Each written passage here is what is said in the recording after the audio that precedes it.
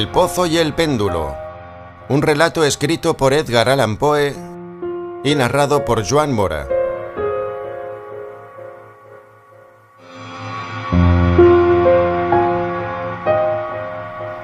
Me sentía mareado. Terriblemente mareado después de aquel largo sufrimiento. Y cuando por fin me desataron y se me permitió sentarme, comprendí que estaba a punto de perder el conocimiento. La sentencia, la temida sentencia de muerte, fue lo último que llegó con claridad a mis oídos. Después el sonido de las voces inquisitoriales pareció confundirse hasta formar un vago susurro impreciso que llevaba a mi mente la idea de revolución, quizá por su asociación caprichosa con el zumbido de una rueda de molino. Y esto solo duró durante un periodo muy breve, porque muy pronto no oí ya nada más. Y, sin embargo, durante un rato pude ver, pero con qué terrible deformación. Vi los labios de los jueces de negros ropajes. Me parecían blancos, más blancos que la hoja en la que escribo estas palabras, y tan finos que resultaban incluso grotescos, finos por la intensidad de su expresión de firmeza, de inquebrantable determinación, de inflexible indiferencia ante la tortura. Vi que de aquellos labios todavía brotaban los decretos de lo que era para mí el destino. Los vi vibrar pronunciando frases de muerte. ¡Sentencia de muerte! Los vi formar las sílabas de mi nombre. Y me estremecí porque a continuación no me llegó ningún sonido más. Vi también, durante unos pocos momentos de horror delirante, la suave y casi imperceptible ondulación de los cortinajes de Marta Cibelina que rodeaban las paredes del cuarto. Y después mi mirada se fijó en las 7 velas altas que estaban sobre la mesa. Al principio me mostraron el rostro de la caridad y parecían esbeltos ángeles blancos capaces de salvarme. Pero a continuación una extraordinaria repugnancia se apoderó de mi espíritu y sentí vibrar todas las fibras de mi ser como si hubiera tocado el cable de una pila galvánica, mientras las formas angélicas se transformaban en absurdos espectros con cabezas de llama, y comprendía que no recibiría de ellos ayuda alguna. Luego se presentó ante mi imaginación, como una espléndida nota musical, la idea de lo dulce que debe de ser el descanso en la tumba. Este pensamiento se presentó con suavidad y como a hurtadillas, y pareció transcurrir mucho tiempo antes de que lo valorase como se merecía. Pero, precisamente cuando mi espíritu llegó por fin a sentirlo y a acariciarlo, las figuras de los jueces se desvanecieron como por arte de magia delante de mí. Las altas velas se hundieron en la nada. Sus llamas se extinguieron por completo. Sobrevino el vacío de la oscuridad. Todas las sensaciones parecieron quedar sumergidas como en un frenético descenso del alma a los infiernos. Luego el silencio, la quietud y la noche formaron el universo.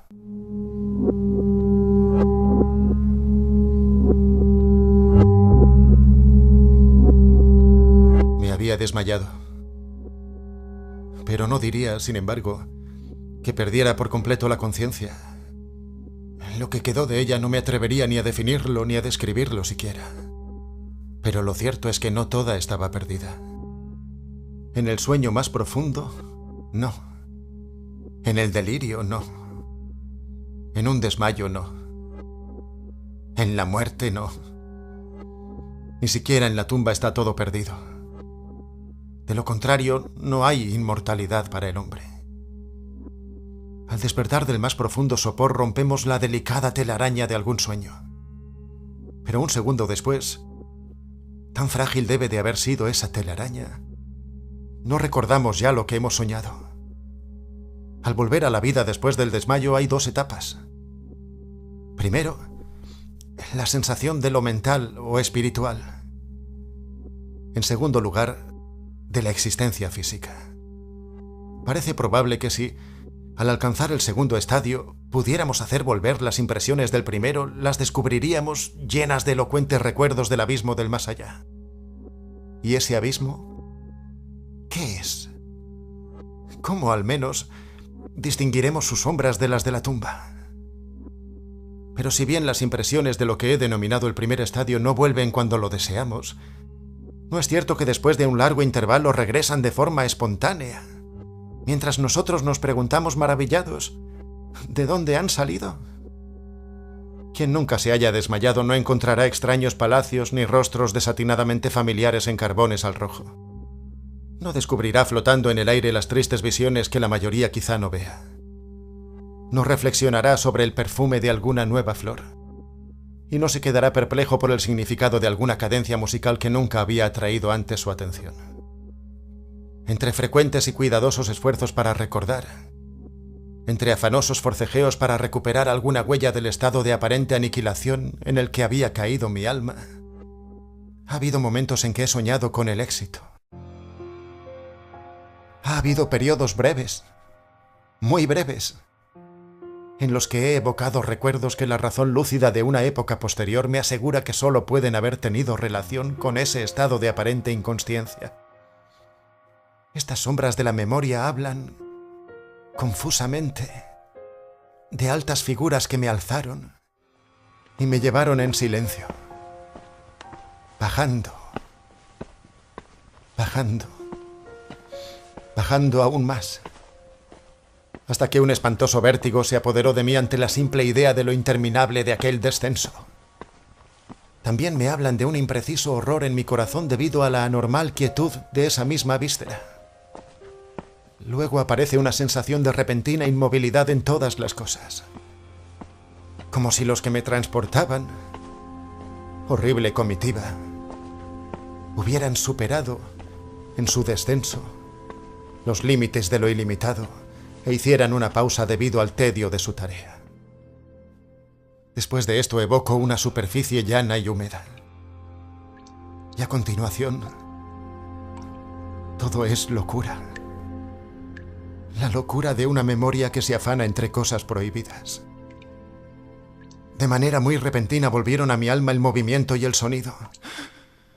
El tumultuoso agitarse del corazón y en mis oídos el sonido de sus latidos. Luego una pausa en la que desaparece todo. Después de nuevo el sonido y el movimiento y el tacto. Una sensación de hormigueo por todo el cuerpo. A continuación la simple conciencia de existir. Sin pensamiento. Una situación que se prolongó largo rato. Luego, muy de repente, pensamiento. Un terror lleno de temblores e intenso esfuerzo para comprender mi verdadero estado. No. Después un intenso deseo de caer otra vez en la insensibilidad. A continuación un rápido restablecimiento mental y unos esfuerzos por moverme coronados por el éxito. Y enseguida el recuerdo completo del juicio, de los jueces, de los cortinajes de Marta Cibelina, de la sentencia, del mareo, del desmayo. Luego total olvido de todo lo que vino después, de todo lo que el paso del tiempo y mucha perseverancia en el empeño me ha permitido recordar vagamente. Hasta entonces no había abierto aún los ojos. Me daba cuenta de que estaba boca arriba, sin ligaduras. Extendí una mano y cayó pesadamente sobre algo húmedo y duro. Allí la dejé durante muchos minutos, mientras hacía esfuerzos por imaginarme dónde y cómo me encontraba. Anhelaba utilizar la vista, pero no me atrevía. Me aterraba la primera mirada a los objetos a mi alrededor.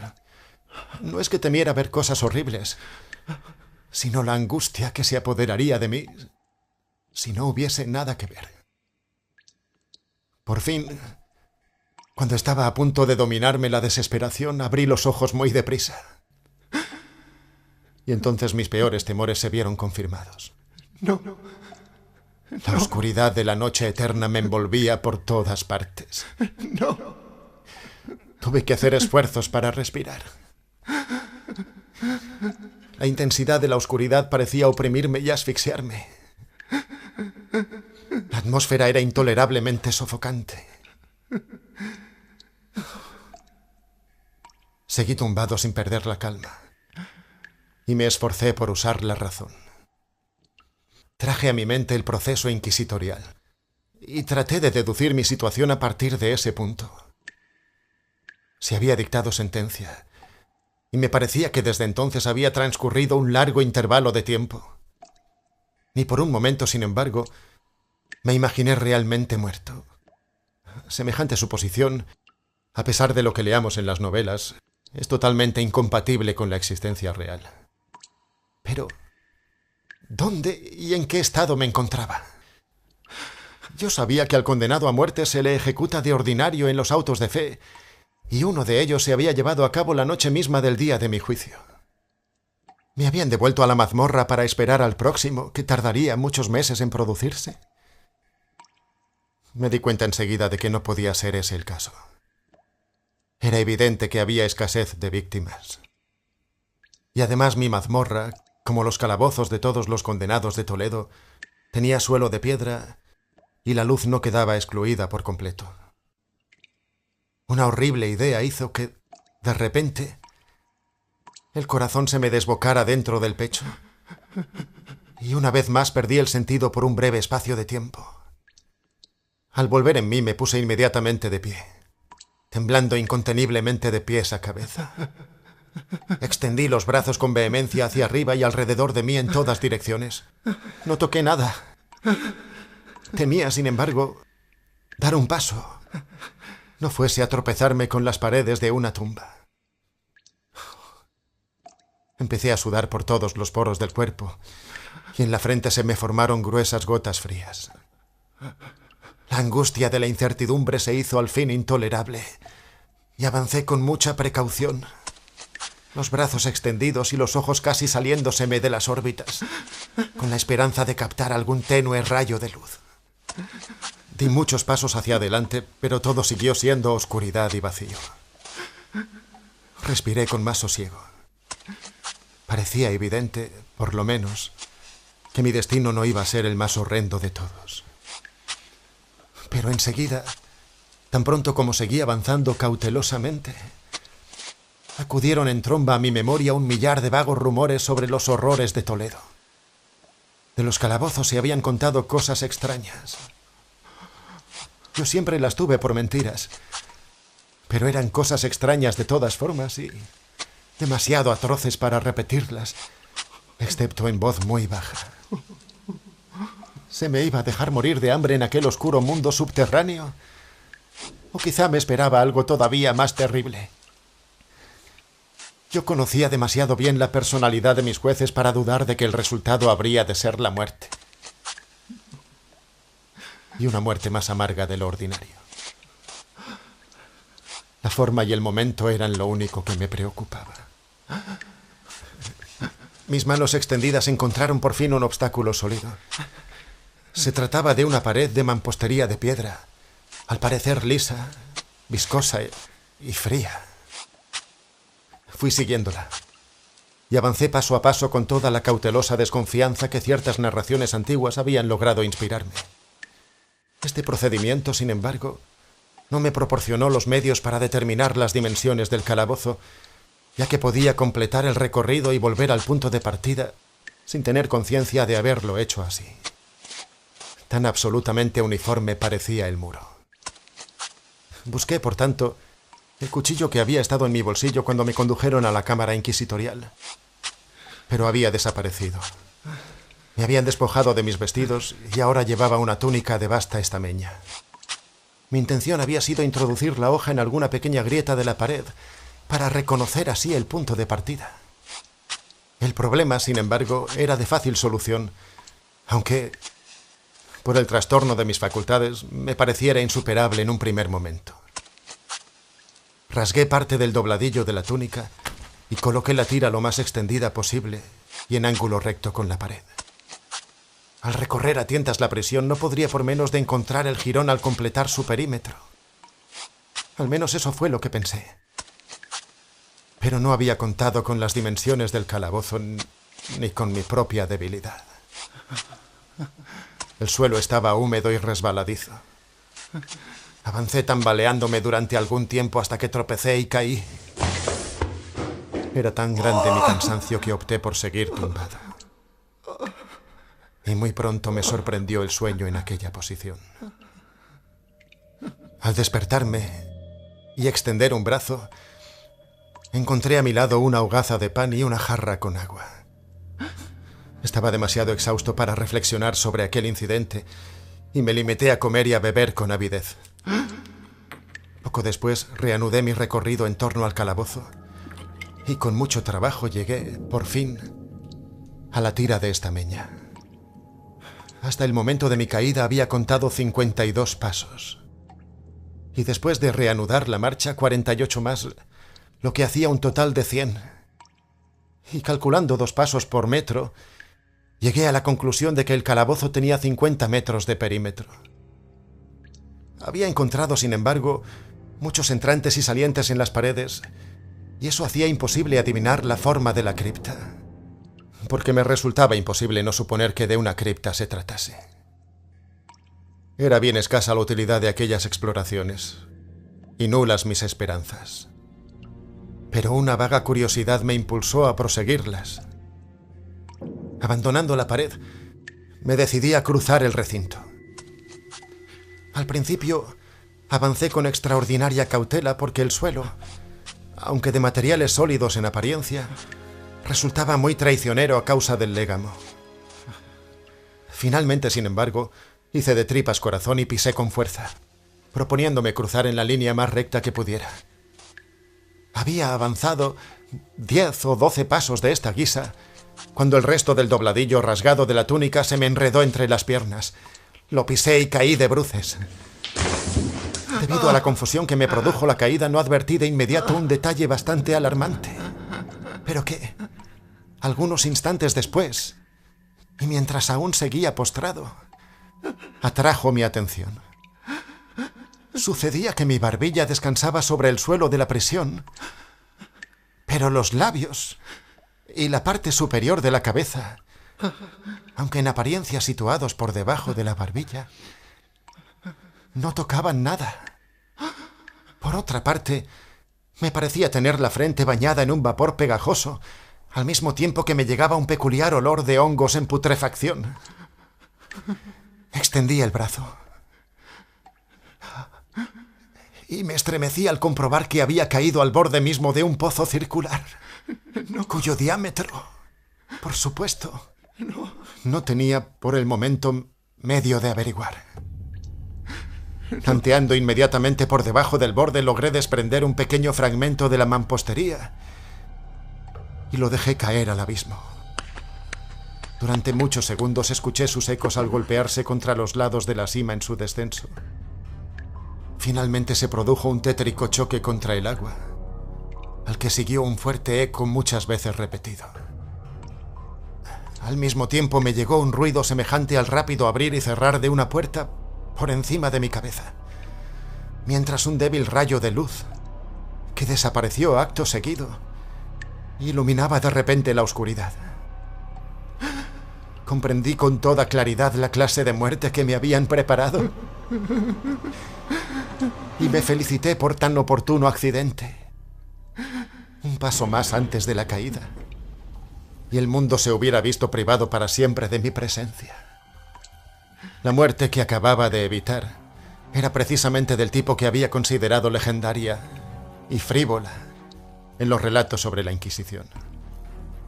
Para las víctimas de su tiranía existía la posibilidad de una muerte con los más terribles sufrimientos físicos o con los más espantosos horrores mentales. A mí me había sido reservado este último método.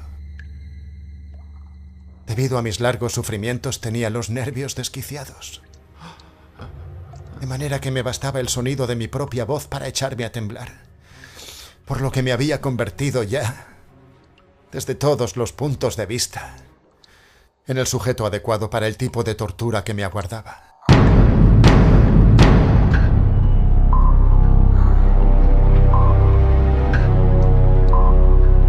Temblando de pies a cabeza, regresé a tientas junto a la pared, decidido a perecer allí antes de exponerme a los terrores de unos pozos que mi imaginación suponía ya numerosos y colocados de distintas maneras por todo el calabozo.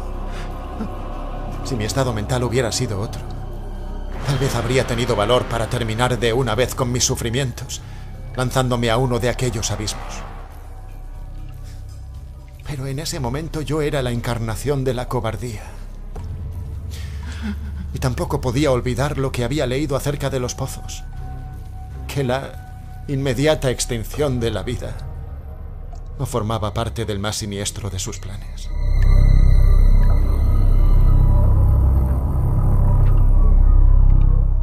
La zozobra me mantuvo en vela durante muchas y muy largas horas, pero al final me dormí de nuevo. Al despertarme, encontré a mi lado, como anteriormente, una hogaza y una jarra con agua. Me consumía una sed ardiente y vacié el recipiente de una sola vez. Contenía, sin duda, alguna droga, porque nada más beber me invadió una terrible somnolencia. Me quedé profundamente dormido, con un sueño semejante al de la muerte. Ignoro, como es lógico, el tiempo que duró. Pero cuando, una vez más, abrí los ojos, eran visibles los objetos que tenía alrededor.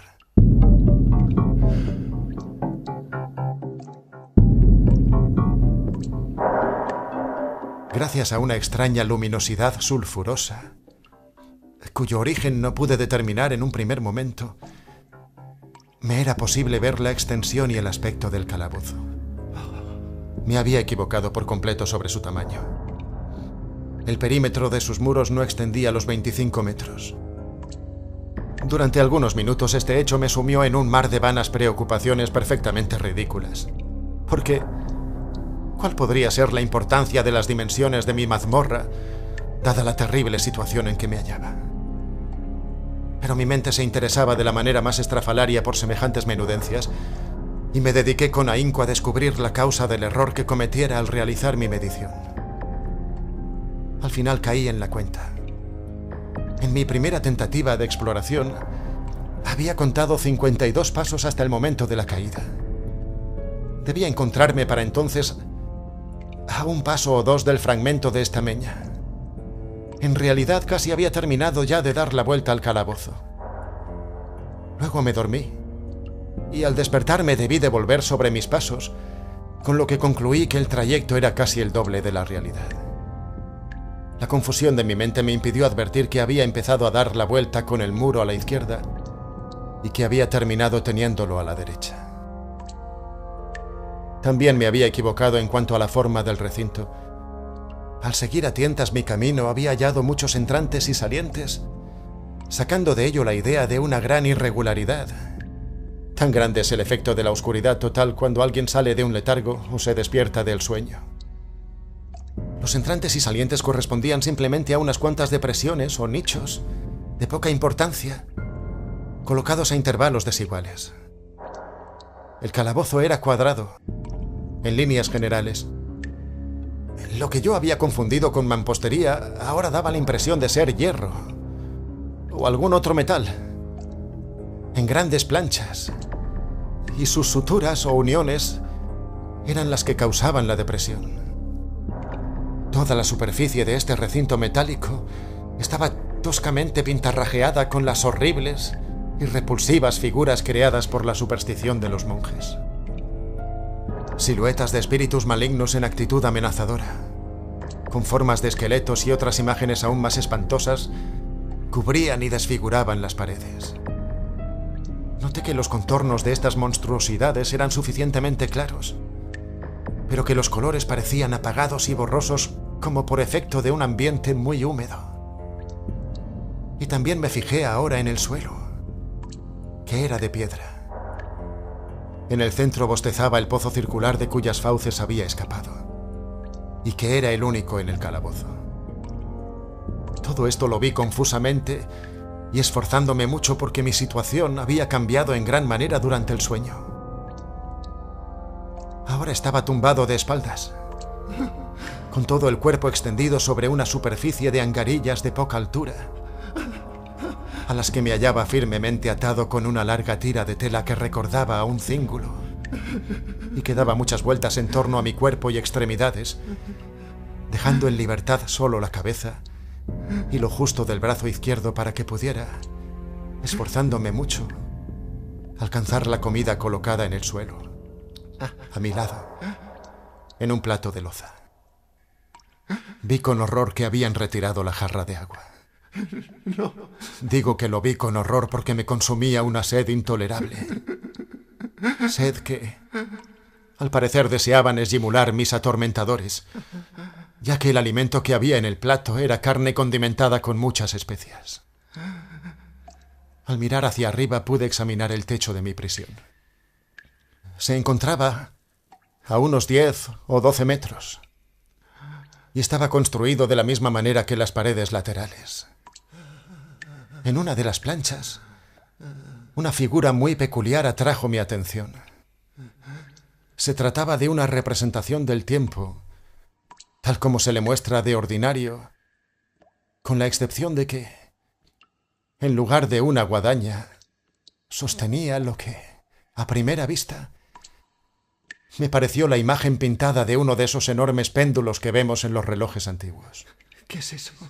Había, sin embargo, algo en el aspecto de aquel artefacto que me hizo contemplarlo con más atención. ¿Qué es eso? Mientras miraba directamente hacia arriba, porque el péndulo estaba situado exactamente encima de mí, me pareció advertir que se movía. Y un momento después vi confirmada mi suposición. Oh, Dios mío. El arco que describía era breve y, desde luego, lento. Lo contemplé algunos minutos, en parte asustado, pero, sobre todo, con asombro. Acabé, sin embargo, por cansarme de seguir un movimiento tan monótono, y volví la vista hacia los otros objetos del calabozo. Un ruido muy ligero atrajo mi atención, y al mirar al suelo vi varias ratas enormes que lo atravesaban. Habían salido del pozo, que se encontraba en la parte derecha de mi campo de visión. ¡Fuera! Incluso mientras las miraba siguieron saliendo en grupos, deprisa, con ojos famélicos, atraídas por el olor de la carne. ¡Fuera! Y tuve que estar muy atento para hacer grandes esfuerzos para espantarlas y evitar que se la comieran. Quizá transcurriera media hora, tal vez incluso una hora, porque solo podía hacerme una idea aproximada del tiempo transcurrido antes de que levantara los ojos de nuevo. Lo que vi me desconcertó y me asombró. El arco del péndulo había aumentado casi 1 metro en extensión. Como lógica consecuencia, su velocidad era ahora mucho mayor. Pero lo que, sobre todo, me preocupó fue la idea de que había descendido de manera perceptible. Ahora observé, no hace falta que diga con cuánto horror, que su extremo inferior estaba formado por una media luna de acero resplandeciente de unos 30 centímetros de longitud de un lado a otro. No, por favor.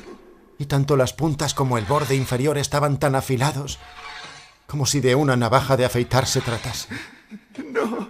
También, al igual que una navaja, parecía sólido y pesado, transformándose a partir del borde en una recia y ancha estructura.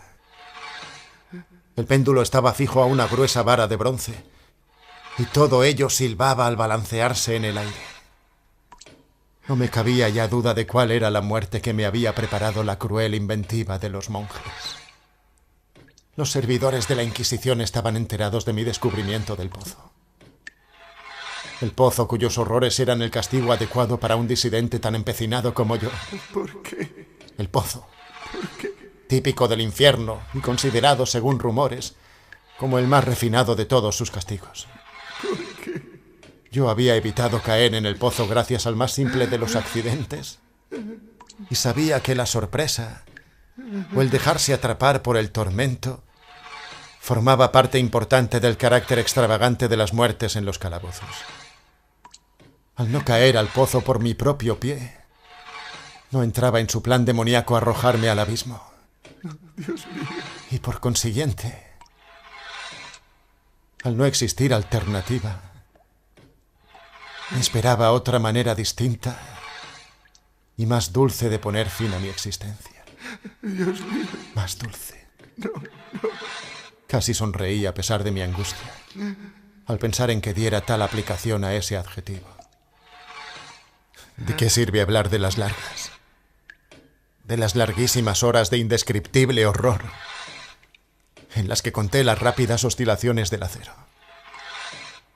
Centímetro a centímetro, línea a línea, con una velocidad de descenso apreciable tan solo a intervalos que parecían siglos. Que pare. Seguía bajando Que pare. y bajando. Pasaron días. Es posible incluso que fueran muchos, antes de que se balanceara tan cerca de mí como para abanicarme con su corrosivo aliento. El olor del afilado acero acabó penetrándome hasta el cerebro. Recé. Cansé al cielo con mis ruegos para que acelerase el descenso del péndulo. Llegué a un frenesí de locura y forcejeé para lograr levantarme y salir al paso de la espantosa cimatarra. Y luego me calmé de repente y estuve sonriendo a la muerte centelleante, como un niño ante un maravilloso juguete. Sufrí otro periodo de total insensibilidad. Fue breve porque, al recobrar de nuevo el sentido, el péndulo seguía prácticamente a la misma altura. Pero también es posible que fuera largo, porque sabía de la existencia de demonios que se percataron, sin duda, de mi desmayo, y que muy bien pudieron detener a voluntad las oscilaciones. Al volver en mí me sentí también indeciblemente mareado y débil, como a consecuencia de una prolongada inanición. Incluso en medio de la angustia de aquel periodo, la naturaleza humana reclamaba con vehemencia el alimento. Haciendo un penoso esfuerzo, extendí el brazo izquierdo todo lo que mis ligaduras me permitían y me apoderé del pequeño resto de carne que las ratas habían dejado. Al llevarme un trozo a los labios, acudió a mi mente una idea de alegría, de esperanza a medio formar. Y sin embargo, ¿qué sentido tenía para mí la esperanza? Era, como digo, una idea a medio formar. Al ser humano se le ocurren muchas parecidas que nunca llegan a completarse. Sentí que era de alegría, de esperanza, pero también sentí que había perecido mientras se formaba. Me esforcé en vano por completarla, por recuperarla. Los largos sufrimientos casi habían aniquilado todas mis facultades mentales. Me habían convertido en un estúpido, en un idiota. Las oscilaciones del péndulo se producían en ángulo recto con mi cuerpo. Vi que la media luna estaba orientada de manera que cruzase la zona del corazón. Deshilacharía la estameña de mi túnica y luego volvería a repetir la misma operación una y otra vez. A pesar de la terrorífica amplitud de su oscilación, unos 10 metros o más, y de la silbante rapidez de su descenso, capaz de partir aquellos mismos muros de hierro, durante varios minutos su único efecto sería deshilachar la túnica que me cubría. Y después de ese pensamiento hice una pausa. No me atrevía a ir más allá en esa reflexión. Me detuve en ella tercamente, como si al hacerlo pudiera detener allí el descenso del acero. Me obligué a reflexionar sobre el ruido que haría la media luna al rasgar la tela, sobre el peculiar estremecimiento que me produciría el roce del acero con la tela. Reflexioné sobre estas cosas tan poco importantes hasta tener los nervios de punta. El péndulo seguía descendiendo muy despacio, pero de manera continua. Me dediqué con rabiosa complacencia a comparar su velocidad de bajada con la de sus oscilaciones. A la derecha, a la izquierda, muy alto y muy lejos, acompañadas de un alarido como el de un alma condenada, y hacia mi corazón con el paso cauteloso de un tigre. Yo reía y aullaba por turno según cuál de las dos ideas prevalecía sobre la otra. Hacia abajo, sin duda. Inexorablemente hacia abajo. Vibraba ya a menos de 10 centímetros de mi pecho. Forcejeé violentamente, furiosamente, para liberar mi brazo izquierdo, que solo podía mover hasta el codo. Con gran esfuerzo podía llevar la mano desde el plato hasta la boca, pero nada más. Si me hubiera sido posible romper las ligaduras por encima del codo, habría intentado detener el péndulo. Lo mismo me habría dado tratar de contener una avalancha. Hacia abajo, sin detenerse. Inevitablemente hacia abajo. Yo jadeaba y forcejeaba a cada oscilación. Y me encogía convulso cada vez que pasaba sobre mí. Mis ojos seguían su marcha hacia afuera y hacia arriba, con la vehemencia de la más absurda desesperación. Luego se cerraban con fuerza al iniciarse el descenso. Aunque la muerte hubiera sido un alivio indecible. Y sin embargo, todos mis nervios se estremecían ante la idea de que el más leve descenso de la maquinaria precipitara la reluciente y afilada guadaña sobre mi pecho. Era la esperanza lo que hacía estremecer mis nervios y que todo mi cuerpo se encogiera. Era la esperanza. La esperanza que triunfa en el potro del tormento, que susurra al oído del condenado a muerte, incluso en las mazmorras de la Inquisición. Comprendí que 10 o 12 oscilaciones más pondrían el acero en contacto con mi túnica. Y junto con esta reflexión acudió de repente a mi espíritu toda la intensa y serena calma de la desesperación. Por primera vez en muchas horas, o quizá días, pensé. Se me ocurrió en aquel momento que el vendaje o cíngulo que me sujetaba estaba hecho de una sola pieza. No me habían atado con varias cuerdas. El primer golpe de la afilada media luna que fuera perpendicular a la cinta la aflojaría hasta el punto de que me sería posible liberarme de ella con la mano izquierda. Pero qué terrible sería en ese caso la proximidad del acero. Qué mortíferos podían ser los resultados del más mínimo forcejeo. Cabía pensar, además, que los esbirros del verdugo no hubieran previsto y tomado sus precauciones para eliminar esa posibilidad. ¿Acaso era probable que el vendaje se cruzara con la trayectoria del péndulo? Temiendo tener que renunciar también a aquella débil y última esperanza, alcé la cabeza lo bastante como para verme con claridad el pecho. El cíngulo ceñía el cuerpo y las extremidades en todas direcciones, excepto en el camino de la media luna destructora. No había hecho más que colocar la cabeza en su anterior posición cuando cruzó por mi mente lo que solo puedo describir como la mitad aún sin formar de la idea salvadora a la que ya he aludido anteriormente y de la que solo una parte había atravesado confusamente por mi cerebro al llevarme la comida a los labios. Sí. Pero ahora tenía ante mí toda la idea. Débil, muy poco sensata, apenas definida, pero completa en cualquier caso. Me dispuse inmediatamente, con la energía nerviosa de la desesperación, a tratar de ejecutarla. Hacía ya muchas horas que los alrededores de las angarillas en que me hallaba tumbado se encontraban literalmente inundados por las ratas. Ratas frenéticas, temerarias, famélicas, que me lanzaban miradas feroces como si solo esperasen a que yo me inmovilizara para convertirme en su presa. ¿A qué alimento? Pensé. Las habrán acostumbrado en ese pozo. A pesar de mis esfuerzos para impedirlo, habían devorado ya casi todo el contenido del plato. Yo repetía un movimiento de vaivén, una oscilación de la mano por encima de la comida, y a la larga, la inconsciente uniformidad del gesto hizo que perdiera su efecto. Llevadas por su voracidad, aquellas criaturas hundían con frecuencia sus afilados dientes en mis dedos. Con los trocitos de carne grasienta y muy sabrosa que aún quedaban en el plato, froté a conciencia el vendaje donde quiera que estaba a mi alcance. Luego, alzando la mano del suelo, me inmovilicé conteniendo incluso la respiración. Al principio las famélicas ratas se sorprendieron y asustaron de aquel cambio, de la desaparición del movimiento. Se retiraron llenas de alarma. Muchas buscaron la protección del pozo. Pero esto solo duró un momento.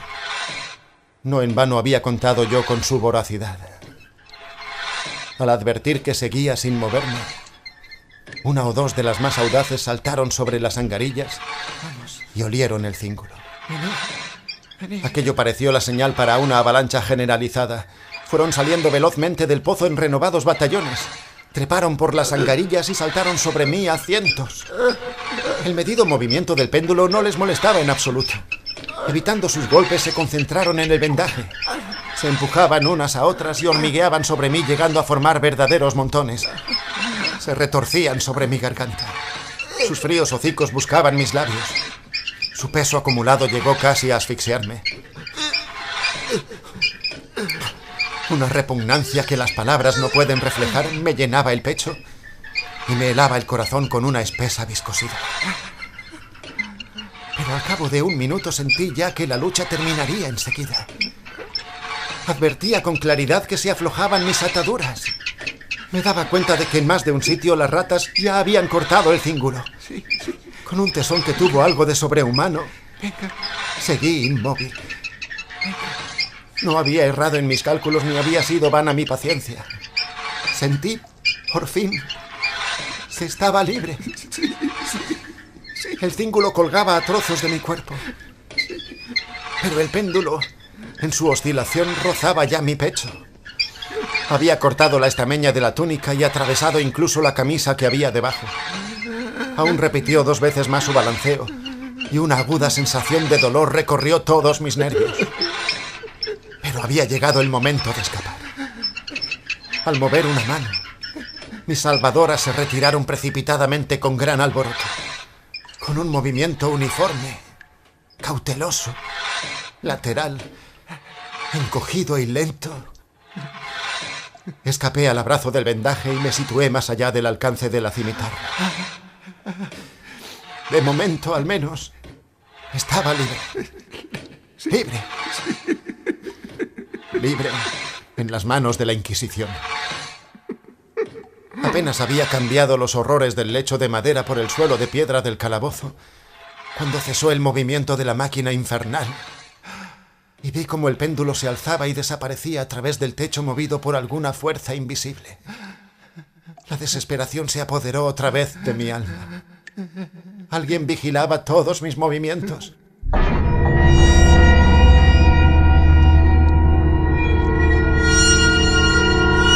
Escapar a una muerte angustiosa solo había servido para tener que soportar un nuevo periodo de zozobra peor que la muerte. Mientras daba vueltas a esa idea, recorrí nerviosamente con la vista las barreras de hierro que me tenían atrapado. Era evidente que algo anormal, algún cambio que al principio no pude reconocer con claridad, se había producido en el calabozo. Durante muchos minutos de vago y tembloroso ensimismamiento, me dediqué a inútiles e inconexas conjeturas. Durante este periodo advertí por primera vez el origen de la luz sulfurosa que iluminaba la celda. Procedía de una grieta, como de 1 centímetro de ancho, que se extendía por todo el calabozo en la base de los muros. Muros que estaban, en realidad, completamente separados del suelo.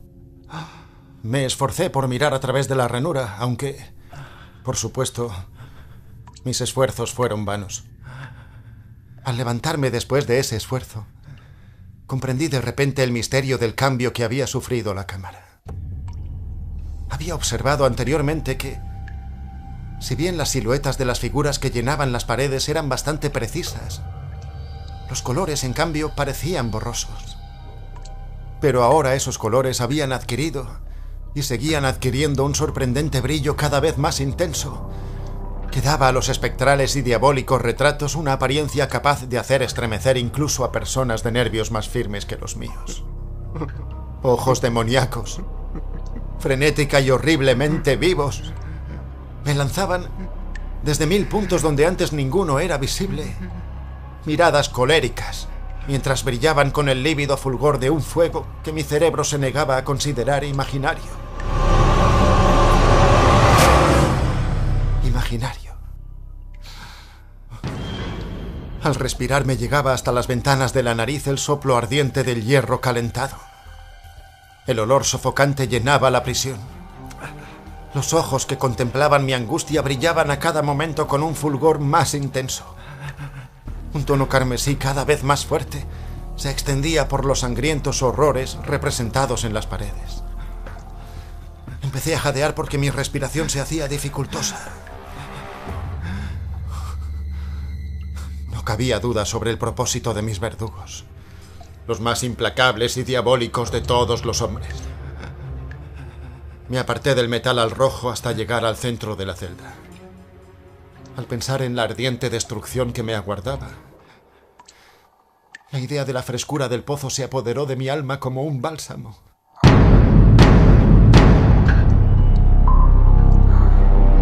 Me precipité hacia su mortal abertura. Escudriñé el abismo con ojos fatigados. El resplandor del techo encendido iluminaba sus más recónditos recovecos. Sin embargo, durante un momento de frenesí, mi espíritu se negó a entender el significado de lo que veía. Finalmente la realidad hizo fuerza. Se abrió camino con violencia hasta mi alma. No puede ser. Y quemó con su fuego mi razón estremecida. ¿Dónde está la voz que pudiera contarlo? Horror sin nombre. Cualquier cosa mejor que esto. Con un alarido me aparté del pozo y escondí el rostro entre las manos, llorando amargamente.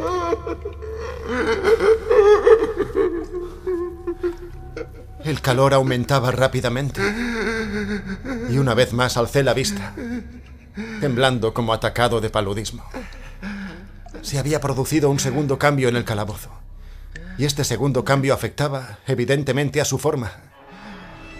Como en anteriores ocasiones, al principio traté en vano de descubrir o de entender lo que estaba sucediendo, pero no tardé mucho en salir de dudas. Oh, Dios mío. La venganza inquisitorial se precipitaba a causa de mi doble escape, y no habría ya más escarceos con el rey de los terrores. La habitación había sido cuadrada. Ahora veía que 2 de sus ángulos se habían vuelto agudos y los otros 2, por consiguiente, obtusos. La terrible diferencia aumentaba con rapidez, acompañada de un sordo retumbar o de una especie de quejido. Se mueve. En un instante la celda había cambiado de forma hasta transformarse en un rombo. Pero la alteración no se detuvo ahí. Ni tampoco yo esperaba o deseaba que se detuviera. Podía haber estrechado contra mi pecho las paredes incandescentes como una vestidura de paz eterna. La muerte, dije. Cualquier cosa antes que la del pozo, por favor. Estúpido. ¿Acaso no sabía que la finalidad del hierro incandescente era empujarme dentro del pozo? ¿Iba acaso a resistir su calor? O si eso fuera posible, ¿soportaría su empuje? Porque el rombo se hacía cada vez más estrecho, con una rapidez que no daba tiempo a la contemplación. Su centro y, por supuesto, su anchura máxima coincidían con el bostezante abismo, Retrocedí. Pero los muros que se cerraban me empujaban hacia adelante sin posible resistencia. Llegó el momento en el que no quedaba para mi cuerpo retorcido y quemado ni un centímetro de suelo firme donde colocar los pies.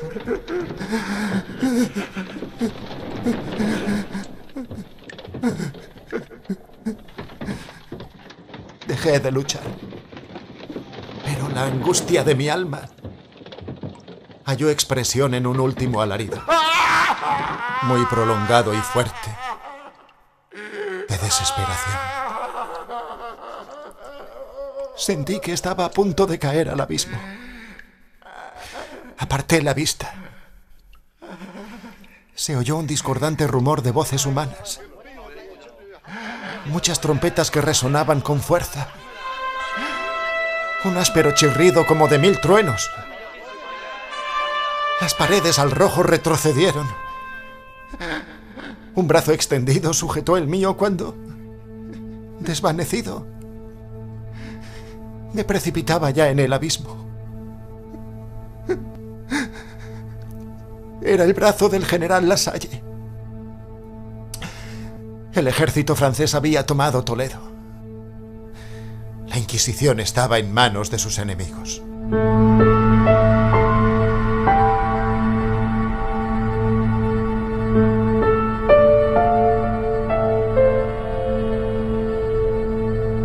El pozo y el péndulo.